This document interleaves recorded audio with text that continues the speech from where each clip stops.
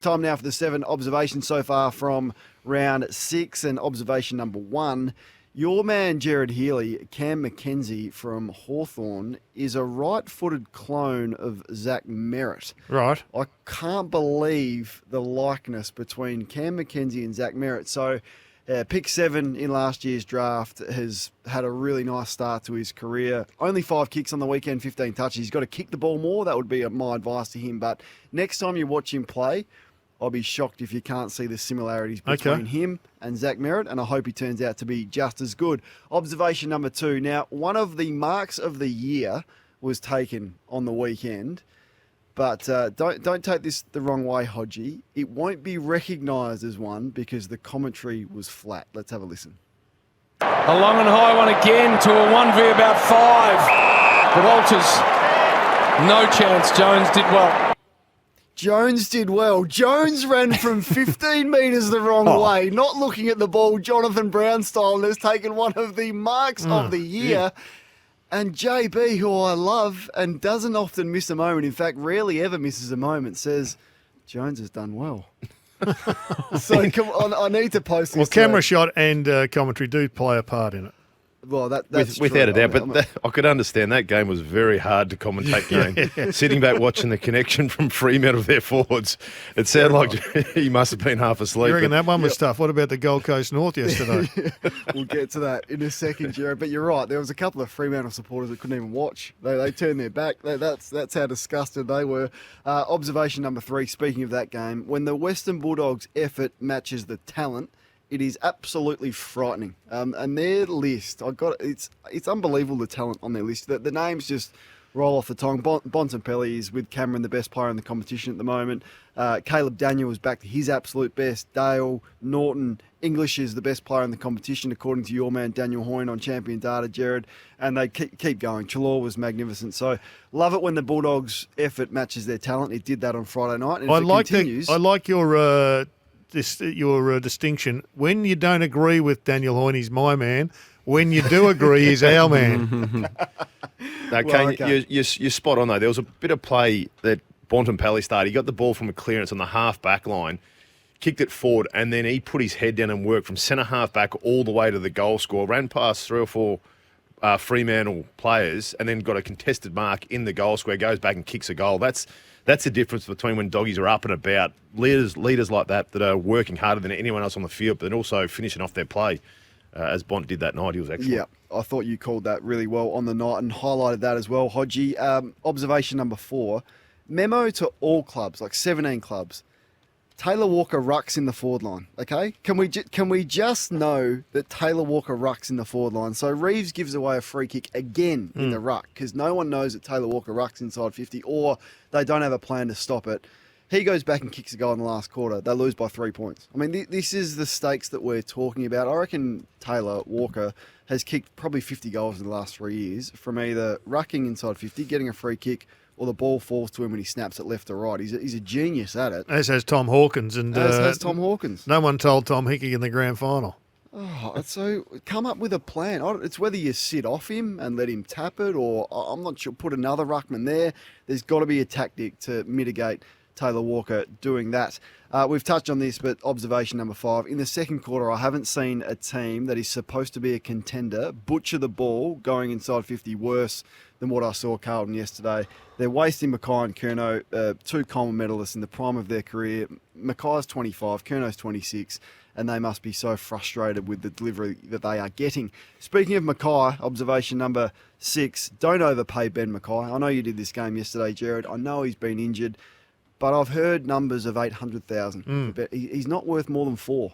He's not. Not improved yet, not on current form, Kane, but his form last year was much, much better. They'd be disappointed with his output so far. He'd be disappointed, I'm sure, and the Kangaroos would have to be disappointed because he's looked laconic and he hasn't looked aggressive, and he's really struggling at the moment. Bruce Dool could be there, though, Kane, at the moment. The way the ball's coming in there at the moment, I'd love an explanation about what they're trying to do.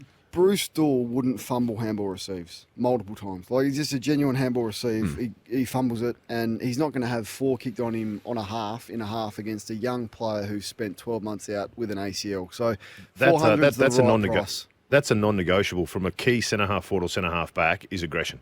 aggression and intent around the contest. Because if not, it stands out when they don't have it, and you sit back and you scratch your head when it looks like they're not trying. All right, what is he going to get, Sammy? And do you suspect he will stay at North Melbourne? Oh, it's hard to say at the moment. There's a real wait and see for him, as you can understand, and he'll explore the market like they all do, and he'll see what he's seeing at North Melbourne. If he's satisfied with that, he will stay. I think he's worth more than 400. I'm a bit with Gerard. I'm more glass half full than glass half empty. But what I was trying to say was at the moment that the way the ball's coming in, whatever that all-of-ground defence is that they're employing across their 18 players is peculiar to say the least. If he's not at the Kangaroos, where will he finish up? See him at Port Adelaide for sure. Port are crying out for a key back, aren't they? Are they not, Kane? Let me make some calls on that one and just make sure that doesn't Could he happen. join the brother at Carlton? I don't see how Carlton can afford him, but Port Adelaide, well, obviously, a Sava Radaglia, they missed out on there in the market. Well, Carlton need class. Carlton need Jordan Dawson or someone of that ilk. So if you're going to lose to Koning, that's what they need an injection of, a kicker. Like the Sinclair versus Carlton's midfield yesterday just stood out. So that's where I'd be going if I was Carlton in their list. Maybe get Craig Bradley back. His last couple of years were on the halfback flank. How good would he be? I'd take Diesel and his ball use as well back at Carlton. And you just touched on it, Sammy, but observation number 7. And we mentioned this last week, and Hodgey, I think I put it to you, about what North are trying to do with their game plan. So the last 4 weeks, on average, they've conceded 127 marks. And the last 2 weeks, they've conceded 53 marks inside 50. So almost every second time it went inside 50 on the weekend, they marked the footy, Gold Coast. So what they need to focus on is getting up and numbering off and pushing the opposition back off the mark. I know it's a zone league and I know no one plays on anyone anymore, but I guess the ease of which the opposition are marking the footy, to compare that to Hawthorn, who are also rebuilding, and I would think are a couple of years behind where North Melbourne should be, they've averaged 95 marks in the last 4 weeks. So there's over 30 marks difference in that. That's the point there. Just the game plan isn't working. Tighten up with the all-ground defence. I think Alistair Clarkson needs to do that. Observation 7A, they might have to wait till round 18 for its next win. I know we get carried away at times, but if you look at their draw, it is rough until they play Hawthorn in round 18. And 7B, apart from Sheasel and Wardlaw, who we haven't seen yet, which young North Melbourne players, Sammy, are you excited about? Which young ones? So under 23, 24. Who gets you excited? I don't mind the look of Charlie Comben, to be honest. Big Charlie. He's going to be a beauty. I think he is going to be a good player, Kane.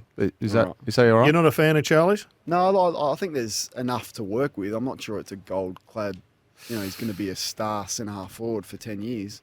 There's a bit to work with. Gee, I do like him. I think he's going to be a beauty. Yeah. He's got some aggression, and he's got his arms have doubled in size, I reckon, in the last 12 months. All right, so what's it go with Will Phillips? Yeah. Kane, have you watched Will Phillips' development?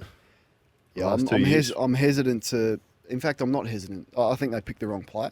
It had to be Logan McDonald all day, every day. And Logan McDonald was quiet on the weekend. But smaller midfielders in this game, you have to have real tricks if you're going to be a small midfielder. He's tiny, he doesn't penetrate with his leg, and he's a bit fumbly around the contest. I know there's been some injury and some glandular fever, and it's taken some time, but year 3, pick 3 in a side that needs to be showing those youngsters coming through, I think they got the pick wrong. 1300 736 736. That was the observations. Let's unleash Luke Hodge, because I know he's got a lot to talk about. And Hodgey, you wanted to start with the Blues. No, we've sort of touched on it throughout the show already, just on how frustrating it would be for a Carlton supporter. And I spoke to a couple of them today that they're high hopes at the start of the year. And I know, Kane, you touched, I reckon it was about round 3 when you say they're not playing the football that they need to. And I was sort of a little bit on the defence for them, saying that you don't need to be playing your best football at this stage. You just need to get wins. And the 2 games that Carlton consistently lose are the ones of the last 2 weeks. You look at the Adelaide game where you sit back and go, look at the lists. It was effort versus a quality list, and Adelaide's effort was miles above them. And then on the weekend, it was a system. And we talk about what, Gerard, you said at the start, what's more important, the system, the coach, the talent. It's a mix of all, but if you don't have effort in there or you get outplayed just through the effort side of things as it happened on the weekend, nothing's going to work. So you sort of sit back and scratch your head as a Carlton supporter, because they're looking at it going, this is going to happen again. We got our hopes up, we're looking good, and then just through connection, through a bit of skill, they're losing games again.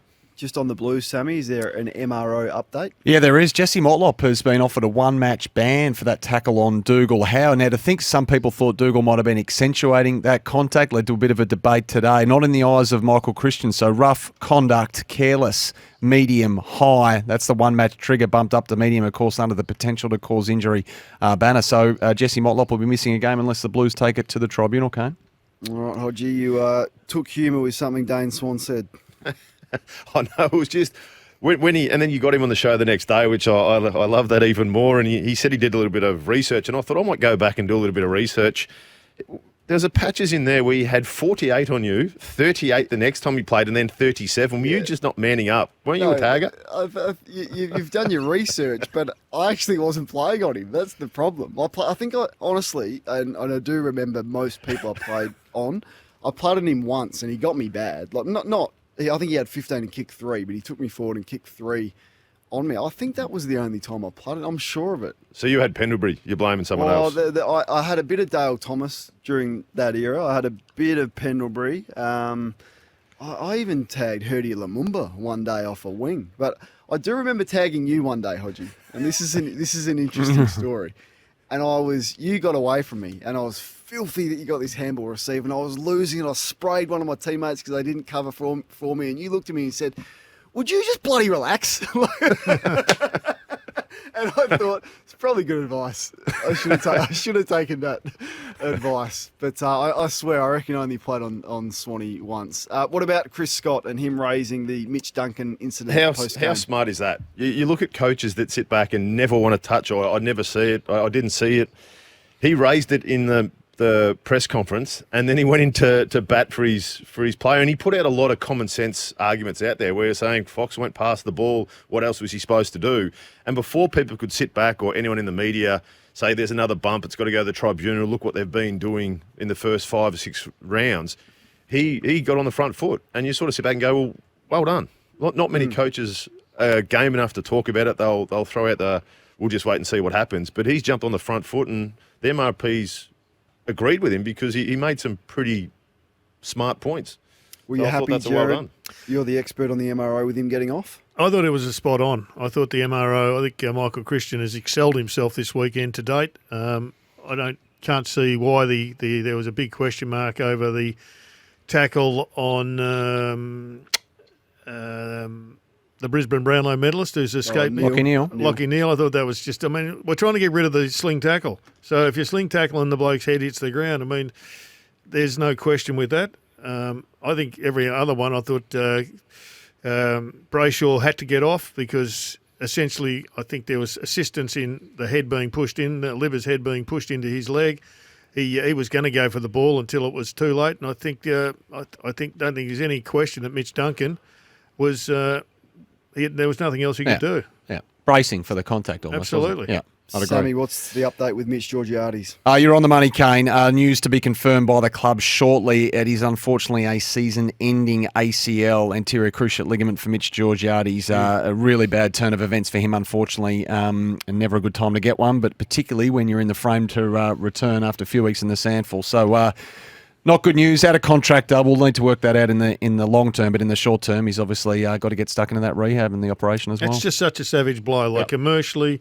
But more importantly for him, he's still a young guy trying to make his way in the game. And terrible. It's going to be interesting to see what happens with Port Adelaide as to whether or not they keep him on the list, Kane. Yeah, maybe gives them some more option to do that. We'll wait and see whether that deters some clubs from pursuing him. I doubt it will because of how young he is. Yep. But, we'll wait with that, but obviously a lot to play out before then. Hodgey, you noticed something with Luke Jackson and the forward set up of Fremantle. Yeah, we spoke a lot about Luke Jackson and the big contract that he was going over there. And look, there's no doubt he's got potential and he's going to be a quality midfielder for him. But the reason why they got him when they've got Sean Darcy, and it's not as if Sean Darcy's 28, 29, 30 and he's going to be finishing. Sean Darcy's 24. And I looked through, and Luke Jackson, he's played 57 games, he's kicked 35 goals, so he's not a natural forward. Melbourne last year started him in the ruck towards the end of the year, so Max Gawn could have more of an impact as a forward. But there was certain things that they either need to get Pav back down there to try and teach him, but his running patterns, he's unsure when to lead up, he's unsure when to push hard down the line to create an option. They got stuck with their ball movement because they had him unsure of where to run. And I'm sort of sit back scratching my head going, if they knew that they were playing him as a main forward and let him develop as a midfielder in time, that they've gone for the wrong person, because looking at the craft, he's fifth year. Yeah. But it looks like he hasn't done much work with his running patterns, because we all know it's the centre half forward is one of the hardest places to play.